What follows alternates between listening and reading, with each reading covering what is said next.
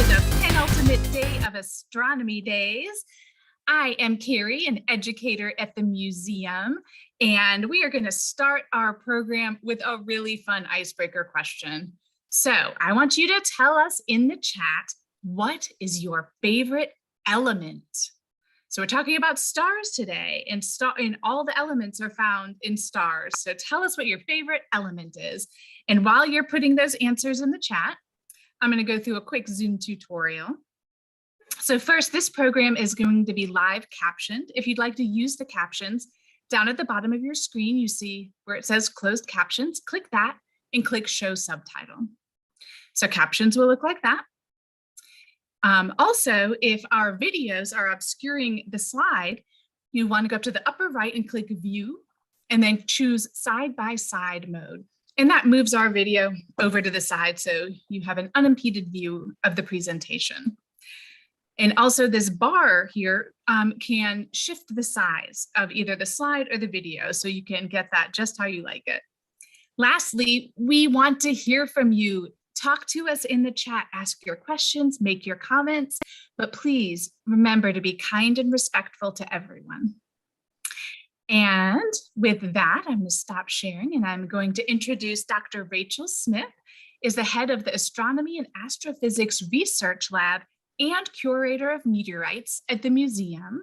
And she's also a professor at Appalachian State University.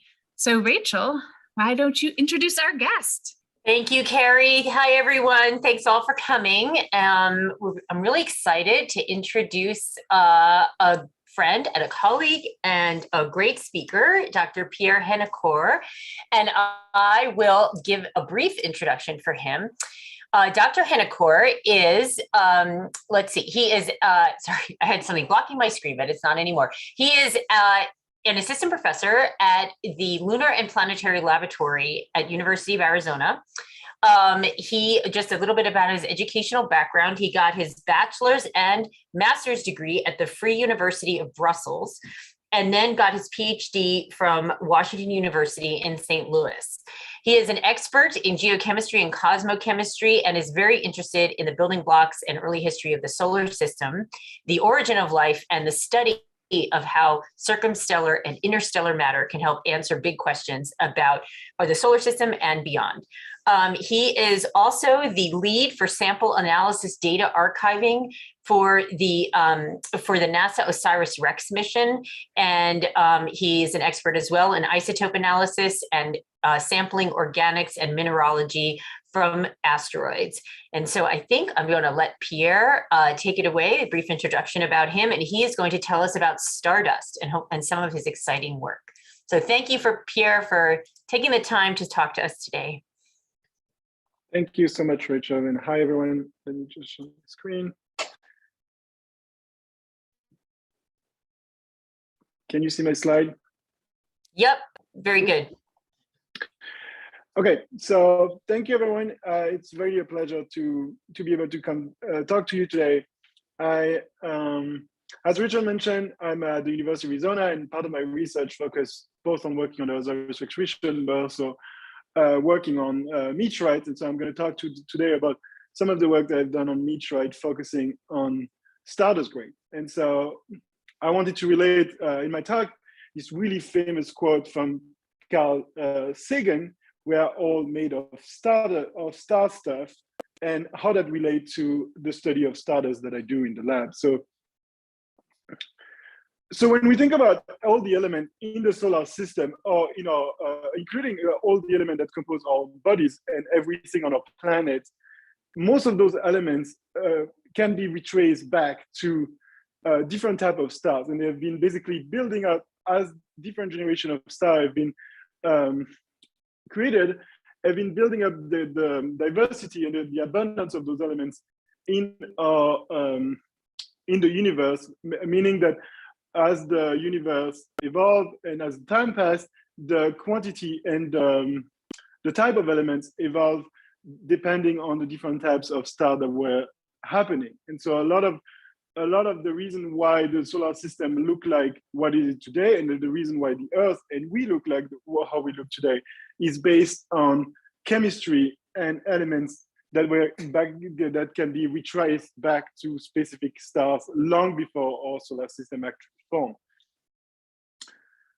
So when we think about the formation of stars, so the stars that form, as you can imagine, if you ever look at the sky outside, there is billions of stars in our own galactic neighborhood, and there is even more stars. If you expand, stars are everywhere.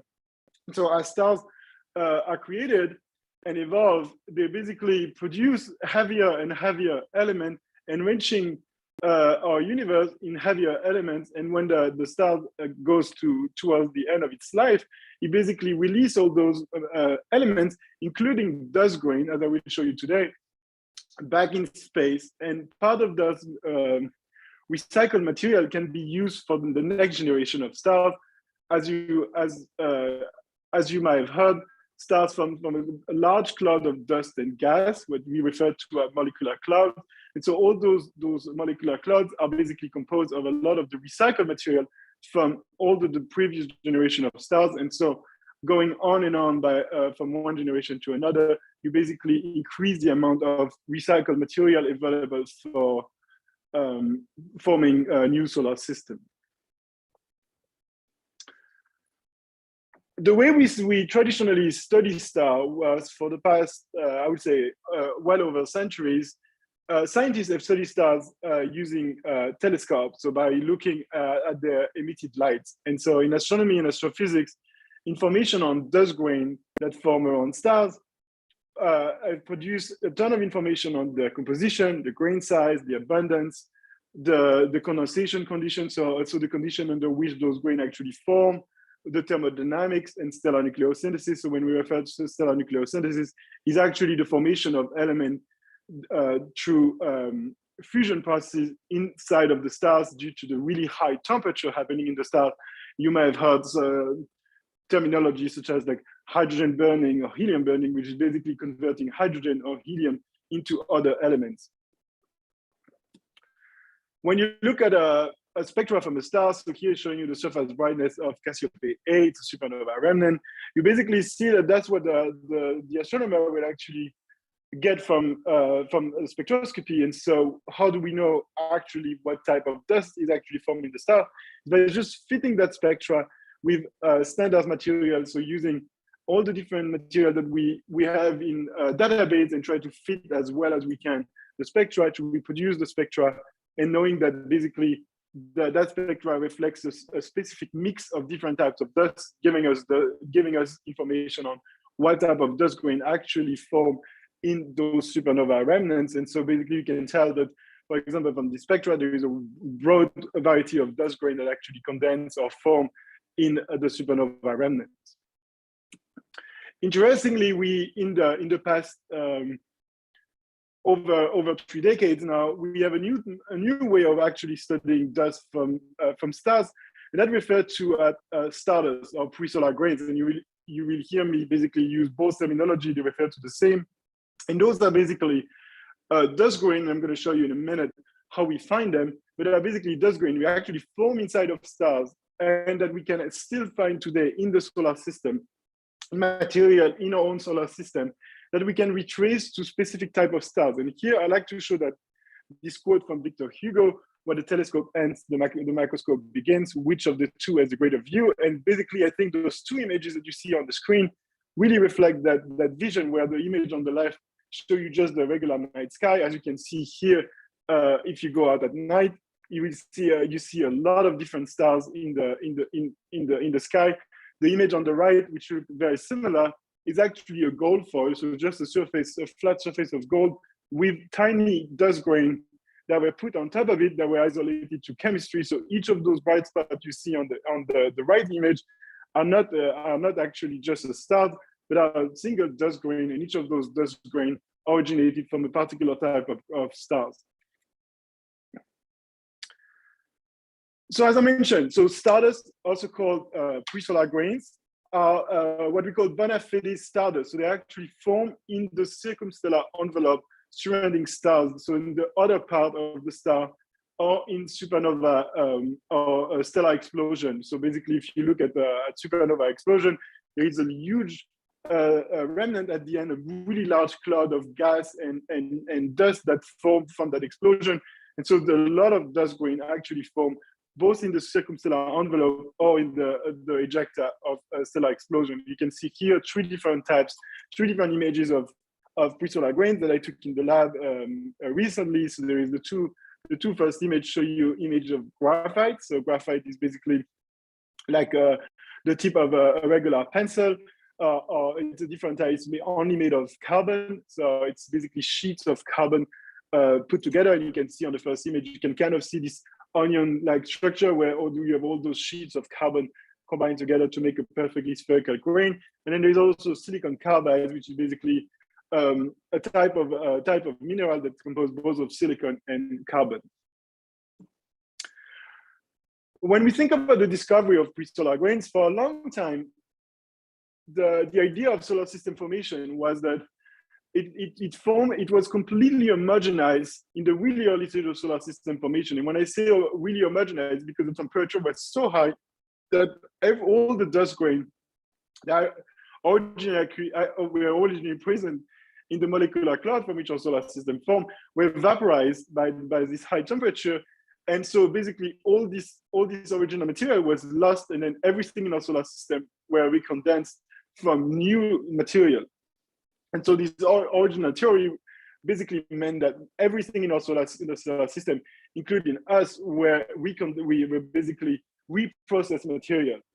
What scientists found in the 1960s is they started finding more and more what we call anomalies, and particular isotopic anomalies. And I'm going to come back to isotopes in a second. But they found those composition in meteorites in sample from asteroids that show very, very unusual composition that very different from anything that we find in our solar system. So if you think, I was looking at the chat during the introduction, one of the participants was saying that their favorite element is xenon. One of the key discoveries of pre-solar grains was the discovery of really large variation of xenon compared to anything else in our solar system. So scientists will basically measure the amount of xenon, in particular isotopes of xenon, inside of meteorite residue, and find that some of those meteorites show really a large amount of those xenon isotopes that we cannot explain by anything in our solar system. And that basically started the theory that at least a small portion of the original material from the molecular cloud actually survive. And so those anomalies might be retraced to nucleosynthetic, like I mentioned, processes of fusion processes that are happening inside of stars that basically led to the formation of those grains. And they explain why their composition is so exotic or so unusual in our solar system is basically due to because they were produced by nucleosynthesis inside of stars long before our solar system. And so scientists then took about two decades to basically isolate those the source of those anomalies, and they were doing it with chemistry. So scientists would literally take large chunk of meteorite, of rocks, and dissolve it progressively, and measure the isotopic composition. So they will measure, for example, xenon in different fraction and try to retrace, based on the mineralogy of what was in the residue, try to retrace the source of those anomalies and try to identify those, what we know now as pre-solar grains. And you can see in those test tubes, you can see one of those original test tubes from which we actually isolate the two of the three discovered type of pre-solar grain, pre-solar graphite and silicon carbide. And basically the way they did it is using basically density separations. So the graphite are less dense, so that's why they are higher in the tube. Silicon carbide are a lot denser, so they are at the bottom, and so that's why they are this dark powder at the really bottom of the vial that you can see on the screen. So the way they were discovered, it was basically due to, it was facilitated by two amazing meteorite that basically fell the same year. So you might have heard the name, you might have seen it at the museum. There is the Allende meteorite that fell in Mexico in February 8, 1969, and the Murchison meteorite that fell in Australia in September 28, 1969.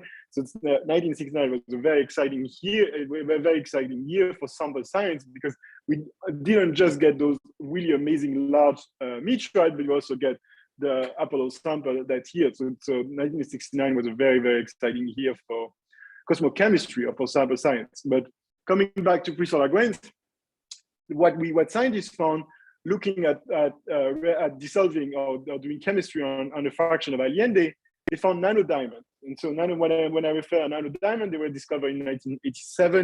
And they were the carrier of some of the xenon anomalies.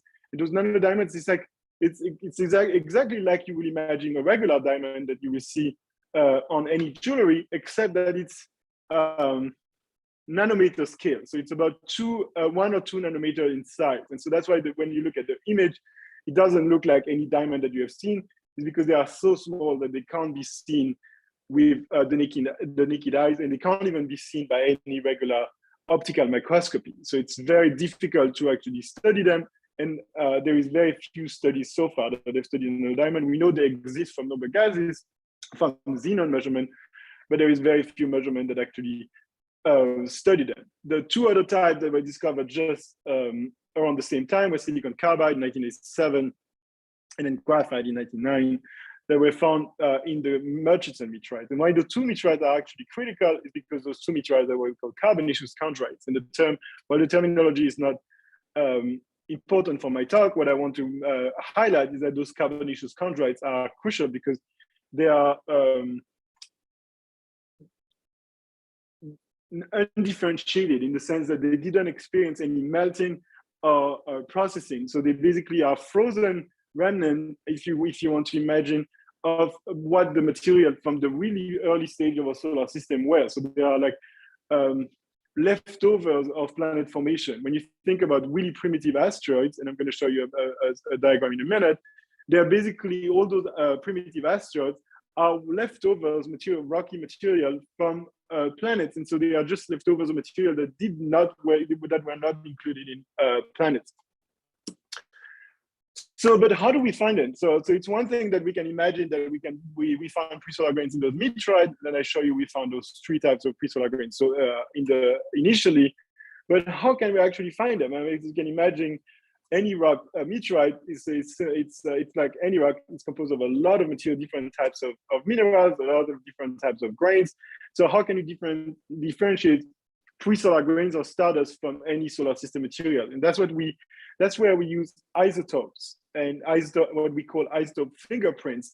And so we basically use isotopic composition to differentiate different origin for different types of grains. And so isotopes, if you're not familiar with isotopes, they're atoms of the same elements, but that have different numbers of neutrons in the nucleus. And when you think about different processes that happen in the early solar system associated, for example, with melting or magmatic processes, like you see magmatic processes in volcanic area like in Hawaii, you do have fractionation processes. And when we refer to fractionation, is those isotopes and isotopic ratio vary depending on the type of processes and depending on the place where they form. And so we can use those isotopic composition, and in particular, those 5 isotopes I listed. So we can use like isotope of hydrogen, carbon, nitrogen, oxygen, just to give you a few.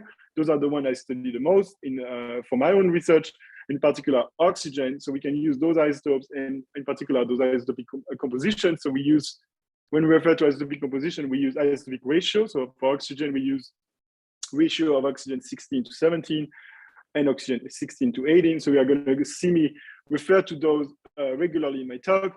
And all that means is basically that we look at variation in those isotopic ratios to try to retrace the origin of the particular material, in our case, Stardust grains.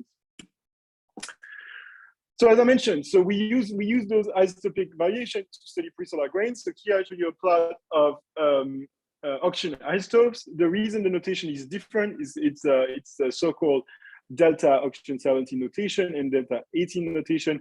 Scientists love using different notation. All that means is it's a difference in isotopic ratio. So it's similar to, you can see it as an isotopic ratio, but normalized to a standard. So you're just seeing the variation between isotopic ratio in a given sample relative to a standard. And for oxygen isotope, we use a standard that we call SMO, which is simply just ocean water. So it's mean ocean water. So we just use terrestrial water as a standard for oxygen isotopes.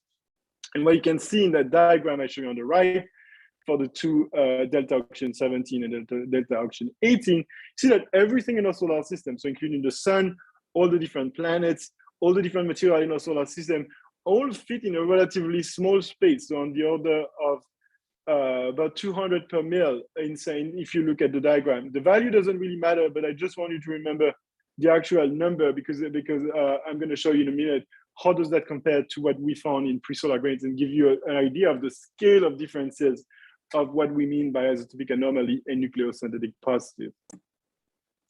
So when you look at pre-solar grains, we don't just look at variation on that scale. What we see in pre-solar grains is we see variation on order of thousands of per mil or several percent. So it's like order of magnitude. And if you will try to put them on that diagram you see here that I showed you earlier with everything in the solar system, it will basically be really the really center of this diagram. And it's even exaggerated. It will basically be almost invisible on this plot. And also pre-solar grains show us order of magnitude. Most pre-solar grains have thousands of per mil variation. So dramatically different from anything in the solar system. And that's due because those nuclear processes at really high temperature allow the production of isotopes and variation in isotopic composition on a much larger scale, allowing those really large variation. And that's how we know for certain that those particular grains that we found are actual pre-solar grains or Stardust grains and are not just forming in the solar system.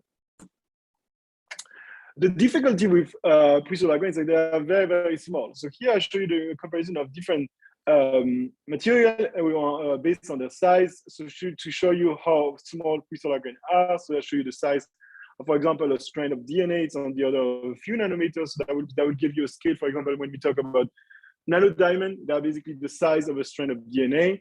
And most pre-solar grains, apart from nanodiamond that are very small, on the order of a few hundred nanometers to about 30 microns at most, which if you put that in perspective of other objects, if you think about the coronavirus that we have all heard about a lot in the past 2 years now, it's about a single coronavirus is about on the order of 100 nanometers in size or so, 100 to 150.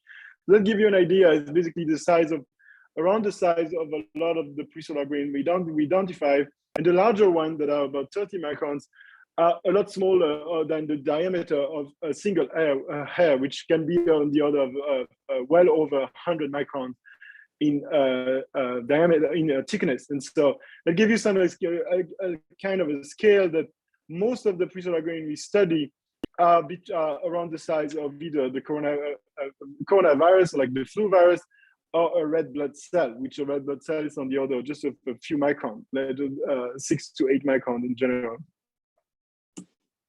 So when we look at the journey of a pre-solar grain, so pre-solar grain initially form, as I mentioned, in circumstellar envelope or stellar ejecta. You can see two examples of star, the Crab Nebula I show you, and another type of supernova explosion.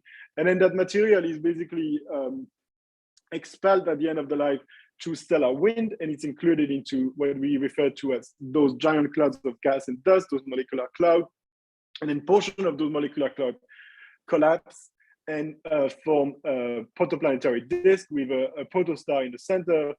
And those pre-solar grains survive all that those processes and were protected inside of really primitive planetary bodies, which are asteroids and comets. And so we found planetary asteroids and comets in different places in our solar system. So if you think about asteroids, most of the asteroids are in the asteroid belt between Mars and Jupiter. And comets are those icy bodies that are really far from the sun, well beyond what we call the snow line, which is the place where water ice is actually able to be solid. And so they are basically those dirty, referred to as dirty snowballs, the mix of rocks and ice that are really far from the sun, the really cool region, and that basically preserve frozen the really original material from our solar system. And so we find in some of those asteroids and a lot of those comets, we find a lot of the only remnant of solar system formation and the only building block of our solar system that we know of so far, which are those pre-solar grains. The question now is, how do we get, I mean, if you think about just asteroids that are between Mars and Jupiter, is how do we get a sample of those asteroids that we can actually study in the lab? And there is two ways that we can get samples from asteroids. The easiest way and the most commonly used for the past several decades are meteorites, which are basically, if you ever seen a fireball in the sky, it's basically just one of those pieces of asteroid or a whole asteroid. If they come too close to the Earth's orbit, could enter the Earth's atmosphere, fall through the atmosphere and hit the ground. It can be found on the surface of the remnant of the meteorite can be found, the remnant of the asteroid or the meteorite can be found on the surface of the Earth as a meteorite. And you can see here an example of a really nice meteorite found on the surface of the ice in Antarctica. So we studied them extensively. We have a really large collection of tens of thousands of meteorites now that have been collected through the years. Most of them are collected in hot and cold desert. The only reason for it is because it's easier to actually find them. But meteorites fell everywhere. There's as much chances of a meteorite found in your backyard as there is that they will found anywhere else. The other tool to get asteroid sample, which is not the easiest because it involves a lot of logistics, a lot of money, and a lot of technology, is the mission that I'm part of, which is the NASA Osiris-Rex mission. Japanese also have a similar mission program, the Hayabusa 1 and Hayabusa 2 mission. We're also collecting samples from asteroids. The Hayabusa mission already recovered and returned asteroid sample just last year. So the Japanese are in the process of studying the sample as I speak right now. The Osiris-Rex mission that I'm working on, we collected the sample last year in 2020, in the winter of 2020, in October. The spacecraft left the asteroid in April last year and is now flying back to the Earth and will be back in Earth's orbit and will basically release the return capsule that's going to land in Utah in September 2023, so just a few years from now. And so that would be another way for us to actually get direct sample from a known asteroid, because as you can imagine, from meteorite, we don't necessarily know from which specific asteroid the particular meteorite actually came from. But in case of a mission, we went to collect the sample directly on the surface of the asteroid, so we know exactly from which asteroid the sample actually came from, and we have a lot of data on this asteroid because the spacecraft orbited the asteroid for a whole year, acquiring a lot of spectroscopy and a lot of images, basically giving us a really detailed map of the surface of the asteroid. And that's just an animation showing you the whole 360 view of the asteroid. And that's a mosaic that was acquired by the spacecraft before it collected the sample.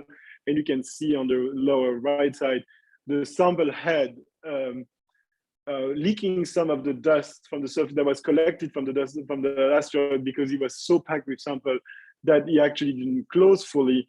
And he was actually releasing some of the material back in space before it got stored inside of the return capsule.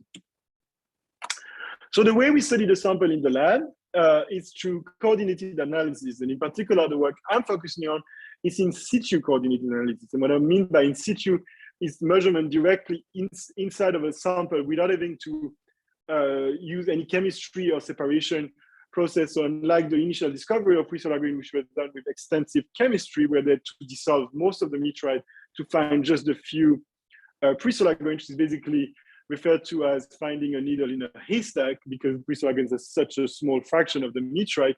What we do is basically search directly inside of a meteorite to look for those pre-solar grains. And the way we do it, we prepare what we call a section or a thin section of the meteorite. You can see here an example of a meteorite that I'm working on and the corresponding thin section. So it's literally just a slice of that rock you see here that's thinned down to about 30 microns.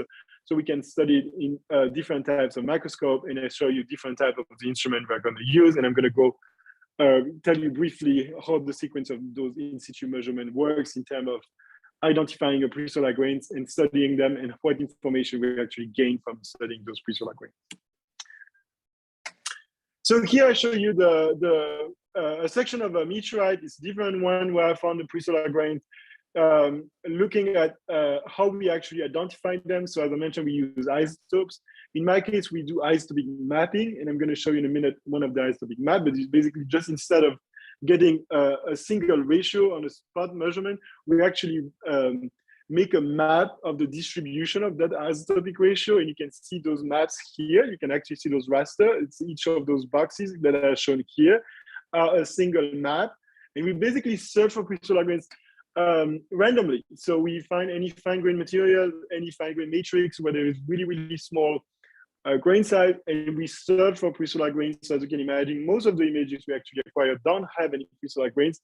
So it's a very tedious and time-sensitive effort, because it takes us a lot of time to actually find pre-solar grains. But when you find one, it usually gives us really incredible information. So it's really worth it in terms of getting constrained on the formation of our solar system and stellar processes. So when I talk about isotopic map, that's how they actually look like. You can see one of the recent, I would say, unusual pre-solar grains actually identified just a few years ago. It's is this core rim structure. I always refer to as like a donut-shaped pre-solar grain, because it basically has this rim that's enriched in particular oxygen. So the red, yellow show you that it's actually a much higher oxygen 16 to 17 ratio than what's found in anything else in the meteorite or anything else in the solar system. But the core, the center part of that donut is green, so it's basically similar to the surrounding material, which is show you that it's basically just solar, what we refer to as solar or solar system composition. So it's for us, basically everything else that's not enriched in oxygen isotopes is just normal isotopic composition. So I always refer to normal isotopic composition, which just means for us is just solar system material. Then you can see from an electron microscope, you can see what the actual surface of that grain actually look like. You can kind of guess the donut, the rim of the donut, and then the central part is a little bit darker here in the center, and how it actually looks. And so from those measurements, we can actually find the pre-solar grains and see where in the meteorite section those pre-solar grains are actually located. Then we use this isotopic composition to actually retrace in what type of star the pre-solar grain actually form. And the way we do it is just by comparing the isotopic composition in the grain that we actually measured. So we have a really precise measurement of the oxygen isotopic composition in the grain, and we compare that with stellar observation. So there is, for different type of stars, we do have measurement from telescopic measurement of isotopic composition in stars from spectroscopy, also from modeling. So there is a lot of models of how the nucleosynthesis and how the isotopic composition for a broad range of elements actually varies in function of the type of star, the evolution of the star. And so we have a lot of models available to try to constrain the origin of those pre-solar grains. So I'll show you here an example where you have the red spot that show you the composition of that particular pre-solar grains that are identifying, so the rim region. And then all the white spots are basically all the literature data on pre-solar grains that we have. And so it shows you what people have measured in the past. And based on that, we can then compare that with models. And so the dashed arrow going up towards the top of the plot show you how the oxygen isotopic composition in a particular type of star, what we call the most common type of star we refer to as AGB star, for asymptotic giant branch star, evolve depending on the mass of the star. So we always refer to a mass of the star back to the mass of the sun. So for example, that line that I show you is going from one solar mass, so a star that have the same mass as the sun, to about a 2 solar mass, and so a star that will have twice the mass of our own sun. And so you can see basically that trend is evolving as the mass increased from a solar mass up to about 2 solar mass. You can see that that trend basically increased up, showing that the oxygen 17:16 ratio is getting higher and higher, and showing us basically that by using that comparison, we can get a better constraint on the type of star and getting some idea on the mass of the star from which that particular presolar grain actually originated from. Just to show you an artistic rendering of what we refer to as the AGB star or asymptotic giant branch star. So then the question is, how do we know the actual composition, or like mineralogy? So to know what type of grain actually holds that oxygen as the big anomaly. And so one of the techniques we use, it's a very precise and scientific thing, but the basic concept is very simple. It's what we call focused ion beam, which is basically just a really, really tiny beam of ions. In our particular case is using gallium ion, and you basically literally cut in your sample. So you can see the original area where the presolar grain was in the upper left image, and then in the upper right you can see that we dig 2 trenches around that area, making basically a slice, and then you can extract the slice, cutting around the slice with the ion beam and extracting on a needle. And so if you look at the scale, that particular slice is on the order of about 9 microns or so, and so it's a very, very small section. If you remember the size of a red blood cell, it was less than 10 microns. And so it's about the size of a red blood cell, the diameter of a red blood cell, so it's very, very small. And then we can attach that to a holder. So here you can see this pole on the lower left image is basically just copper. So we use a copper grid that has basically a standing finger that you can attach the section to, and then we can basically image it in a really particular microscope.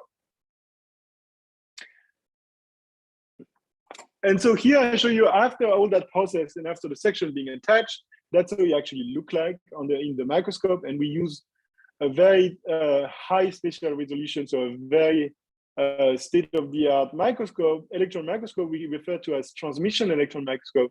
So the reason why it's referred to as a transmission electron microscope is because the light, the electron beam from the microscope actually go to the sample, allowing us to actually get really detailed information through the thickness of the section, so to the entire section of the sample. And you can see here is the section of a particular area that was extracting. The way we can find the presolar grains, we put platinum markers. So we use platinum that we will deposit on the surface that show us clearly where the presolar grain is. So you can see the presolar grain is located here in the bottom. And so if we look in more detail, I show you here, we find the exact same structure that we actually found from the isotopic measurement, where you have the 2 rim section here. So we made the section, you can see that black line show you the transept of how we did the slice. So you can see the 2 rim section here on the slide, on the side, and then the core region in the middle, that's this darker gray region. So those 2 rim region on the other part of that region are the actual stardust or actual presolar grains. The core region is the isotopically normal, or the part of the grain that doesn't show any isotopic anomaly.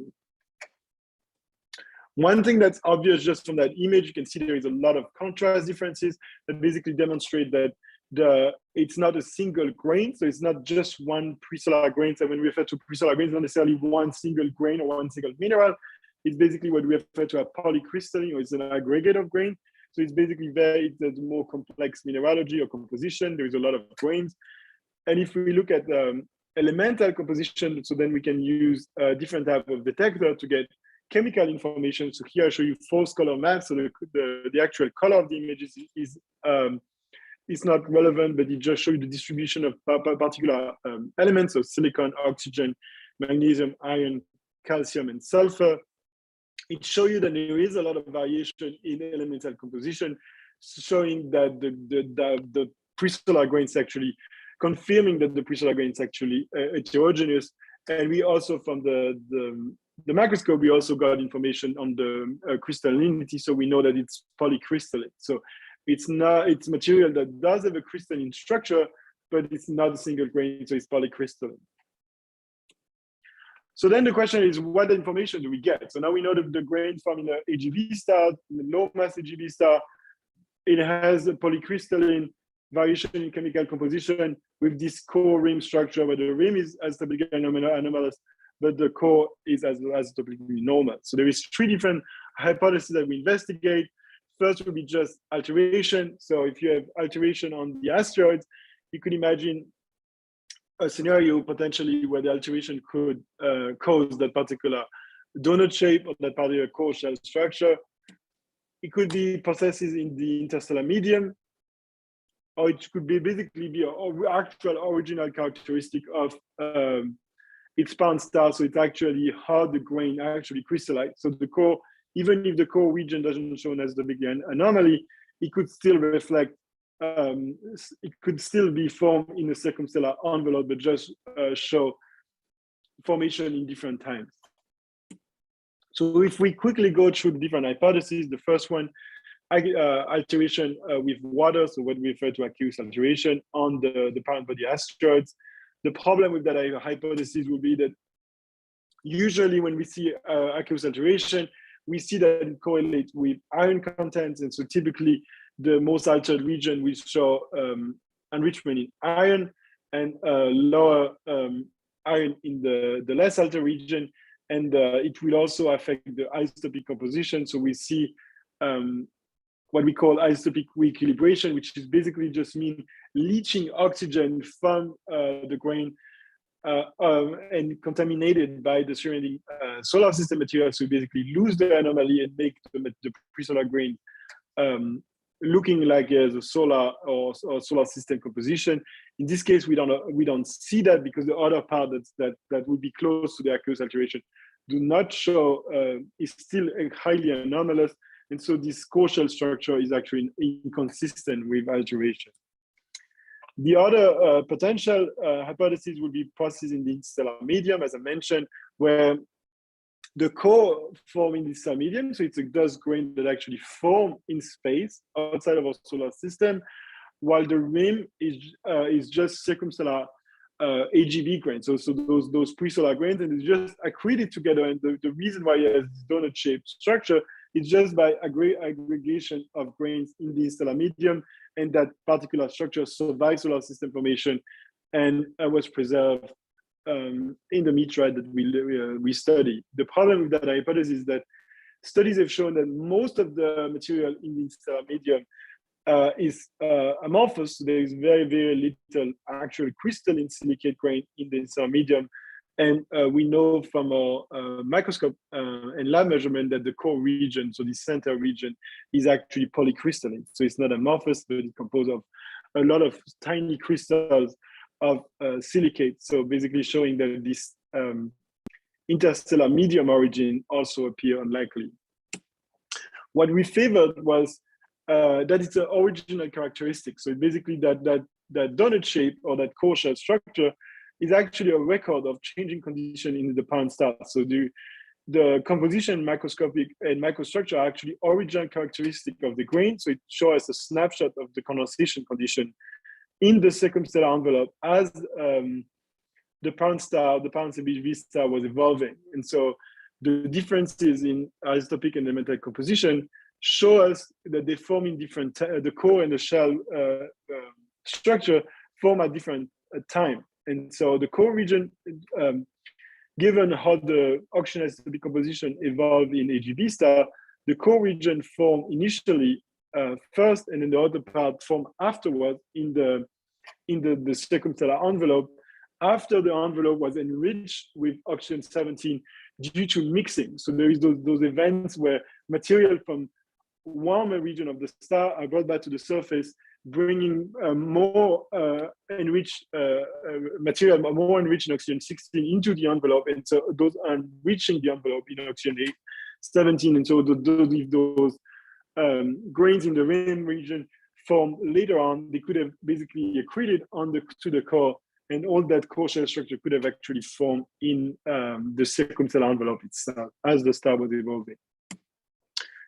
So I hope with those that brief example that I show you that Stardust or pre-solar grains are actual remnant of our solar system building blocks. So they are the original material from which our solar system forms. So they provide us really critical constraint on the origin in early evolution of our solar system. But as bona fide stardust, so as actual dust grain that form in stars, they do provide us with a snapshot of the composition of a star at a given point of its evolution. So if you put that in perspective, astronomy can provide us basically the context with this really large survey of a lot of stars that are actually still alive and stars are still present in the sky, while pre-solar grains provide us with really detailed information on the composition, chemistry, and provide us a snapshot on an individual star, but not the same type of star that astronomy can, because as I mentioned, pre-solar grains are from previous generation of stars. So those stars have been long dead, and the material from those stars have been recycled several times now, and we will include it in our solar system. And so astronomy pre-solar grain provide different type of scale to study dust in stars, but on different type of stars. So astronomy focusing on stars that we can see today, pre-solar grains on basically fossils of stars that happened billions of years ago. And I would be happy to answer any question. Thank you so much for your attention. Awesome. Thank you so much. So yeah, we have some questions. So Hugo wants to know, what is the most exciting or interesting thing you found on a meteorite? And on the same page, what would you like to find? So for me, I think I always still, even have been studying meteorite for well over a decade. I still find fascinating that you think that when we hold a meteorite, you basically hold dust grain in that meteorite that are way older than our solar system. So some estimates show that some of those pre-solar grains must be well over 5 billion years old. So basically well over our solar system. And it's the same about organics. So another aspect that I haven't talked today about of my research is focusing on organics. So some of those meteorites contain some of the original organic molecules that we think were delivered to the Earth and were responsible for actually bringing life on the Earth. And so it's always fascinating to think that those meteorites actually are like actual fossils of those original organic molecules that led to both having water on the Earth and having us living human beings. Awesome. And Chris wants to know, can artificial intelligence programs search the images for grains? So it's a really excellent question. So we do something that we have been working more and more trying to use not artificial intelligence per se, but using machine learning and computing power to basically try to use those techniques and building software that will actually not necessarily identify all those grains, but basically facilitate and accelerate the way we actually identify the grains. So we don't have to go through thousands of images ourselves, but basically the software will down select a small number of images that we'll be looking at. Very cool. And Stephen wants to know, are the pre-solar grains 1 in 100 or 1 in 1,000 more rare in samples? That's an excellent question. I didn't address the abundance. So the pre-solar grains are what we call on the order of ppm level, which is part per million. And so the highest abundance is on the order of 100 part per million. So we're a lot less than 1%. So it's a really, really small fraction of what we found in most meteorites. Okay, and Hugo wants to know, on average, how many meteorites arrive to Earth every day? And how many of them are recovered for study? And do they need to have a certain size, or all of them important in their way? So I would say they are all important. Every meteorite that we collect, that we cover, I would say are important. Some are more important than others, depending on the research that we are doing. But all those, as each meteorite comes from a particular asteroid, and it's a unique window into, and it's basically a free sample coming from us. So it's I always refer to as meteorite as a free sample return mission that basically keep coming. So for us, it's basically, I would say, every meteorite is critical for us to do, regardless of its size. The only tricky part with the size is that the smaller the meteorite, the less material is available. So the more careful we have to do with what measurement we want to do, and especially if you think about a curator. So in terms of Rachel's job as a curator, the more difficult it is to actually decide what amount of material you can actually allocate to make sure that we still have material available decades from now to do more measurement. Because one thing that we know in science is that technology evolves really, really rapidly, and things that we couldn't do 5 years ago, we can easily do it today. So it's always important to preserve at least a fraction of each of those samples to make sure we can analyze them.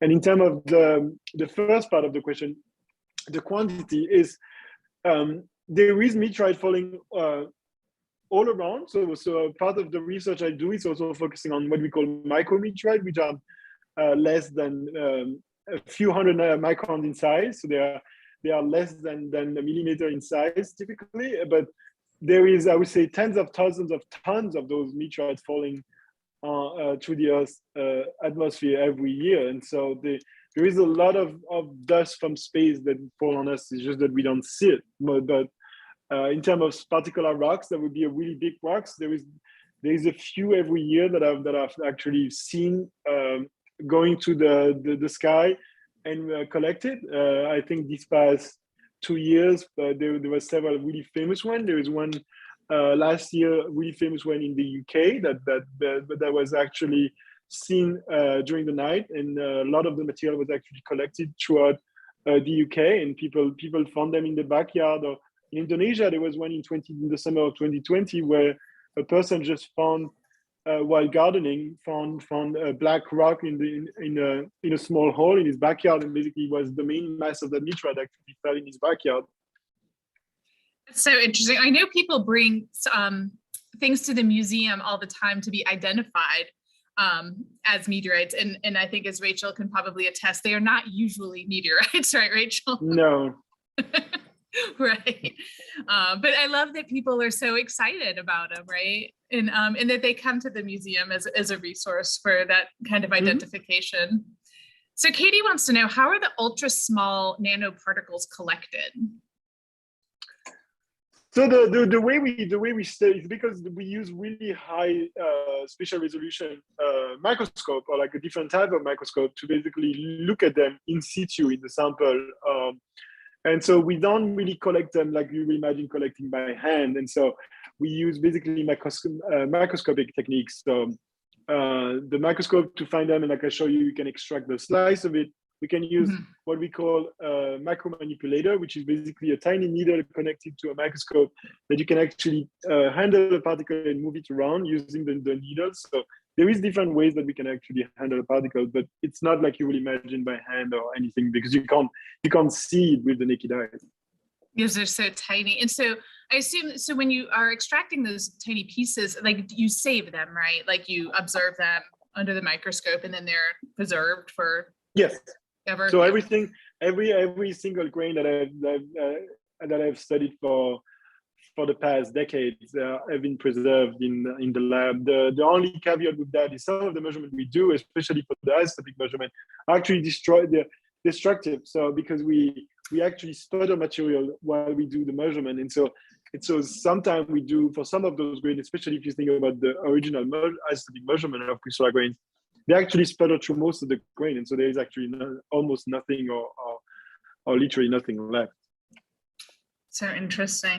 All right, Stephen has a question, and I think this will be our last question, as we're almost out of time. So grains that escape the AGB star early in life would be harder to tell from grains formed in the solar system, right? There could be still pre-solar grains without shells that we can't tell apart yet.